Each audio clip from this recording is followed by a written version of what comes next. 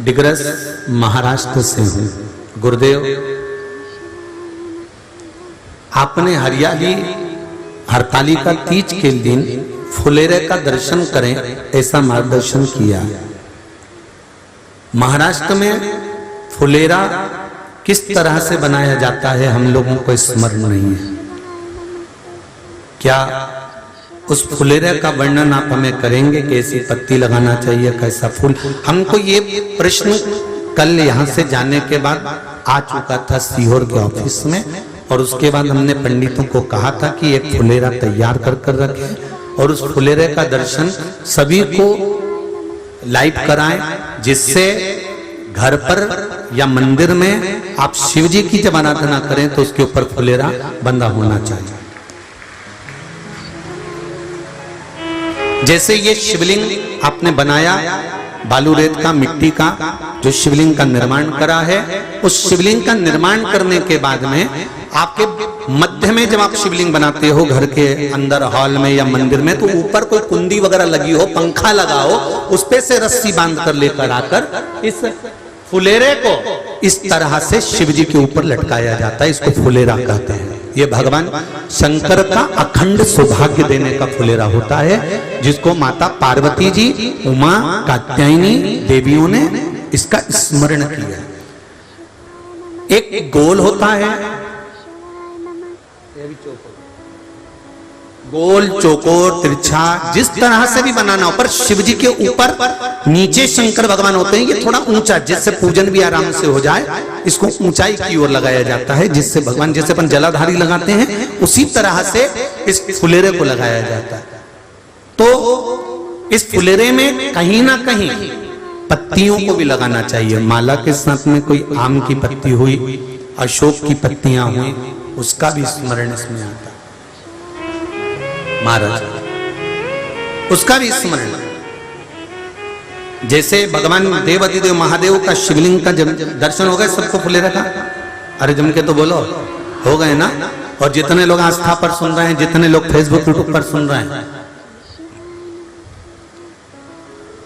अगर आपके स्मरण में फुलेरा नहीं हो तो उसका दर्शन अवश्य करिएगा। शिव मंदिर में अगर जलाधारी भी लगी हुई है तो जलाधारी से फूल बांधकर नीचे की ओर लटकाना चाहिए, पर लटकाना चाहिए, फुलेरा बनाना चाहिए।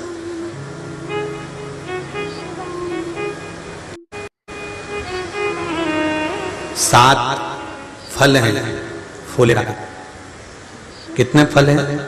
7। ध्यान दीजिएगा। पहला,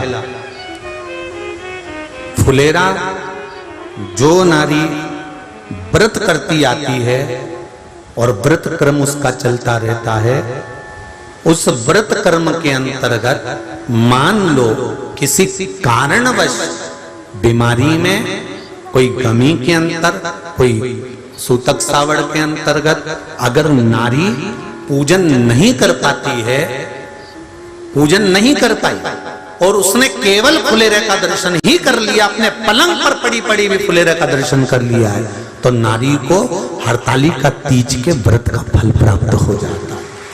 7 फल हैं भगवान शंकर के हरतालिका तीज के फुलेरे का। पहला फल व्रत का मूल। दूसरा, यदि कोई नारी आई और उसके संतान नहीं, 10 साल, 8 साल, 5 साल, 6 साल, 7 साल, 12 साल, 15 साल हो गए, उस फुलेरे का मात्र स्मरण कर कर एक पुष्प भी उसने अगर हल्दी कुंकू का लगाकर उस फुलेरे का टच कर कर भगवान शिव के पावन चरणों में रख दिया है और विनती कर कर गई है, तो अगला फुलेरा वो खुद बनवाती है, उसकी गोदी में संतान आ ही जाएगा। अगला फुलेरा वो खुद बनवाएगी, के जाएगी, जी जी अगली बार फुलेरा मेरी तरफ से बनवा देना, मंदिर में फुलेरा मेरी तरफ से लगवाना, अगली बार जब तुम पूजन करो तो फुलेरा मेरी तरफ से बनवाना। ये फुलेरे का महत्व। तीसरा,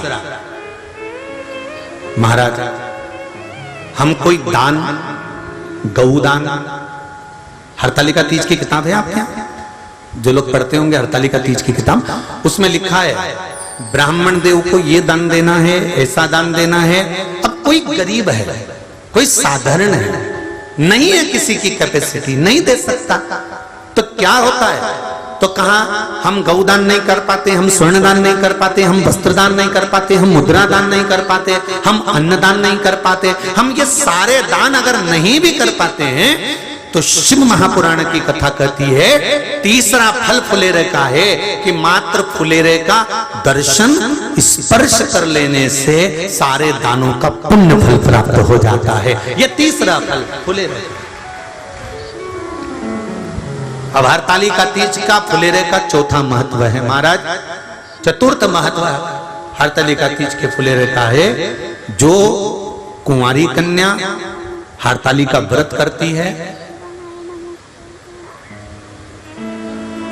पहली बार जो हरतालिका तीज का व्रत करती हैं या हरतालिका तीज का उद्यापन कर देती हैं या किसी कारणवश शरीर ऐसा नहीं रहा कि बिना पानी के नहीं रह सकती, तो 2 बूंद अगर उन्होंने पानी भी पी लिया है या कोई कारणवश एक कुछ गलती हो भी गई है तो मात्र फुलेरे का दर्शन कर लेने से वो गलती शंकर स्वीकार कर उसको क्षमा कर देते हैं। ये चतुर्थ भाव के अंदर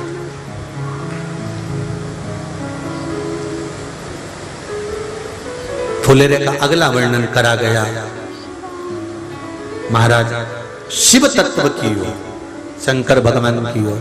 हम ना काशी जा सकते हैं, हम ना सोमनाथ जा सकते हैं, हम ना किसी स्थान पर जाकर एकांत में भगवान शंकर का स्मरण कर सकते हैं।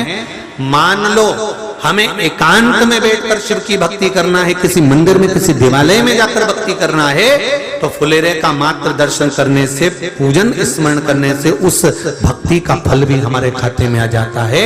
और फिर अगला आखिरी का जो वर्णन किया गया है वो कहा गया कि पार्वती मैया गुफा में जाकर भगवान का भजन करती थी, शिव का स्मरण करती थी और फिर अपनी सहेलियों के साथ बैठकर शंकर का स्मरण करा, जिसका फल पार्वती को मिला।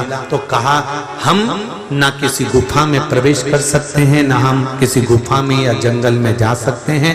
इस फुलेरे के नीचे शंकर भगवान की जब अर्चना करते हैं, आराधना करते हैं, हरतालिका तीज के दिन फुलेरे के नीचे हम भगवान शिव की पूजन करते हैं, तो हमारा मन में किया गया भजन का फल ही हमको प्राप्त हो जाता है। ऐसे फुलेरे का आपके परिवार में किसी को भी अगर बहुत गंभीर बीमारी है तो उससे उसको जरूरी छुटकारा मिलेगा। अगर आपको हमारी वीडियो अच्छी लगी हो तो हमारे वीडियो को लाइक करें, हमारे चैनल को सब्सक्राइब करें और हमारे वीडियो को ज़्यादा से ज़्यादा शेयर करें।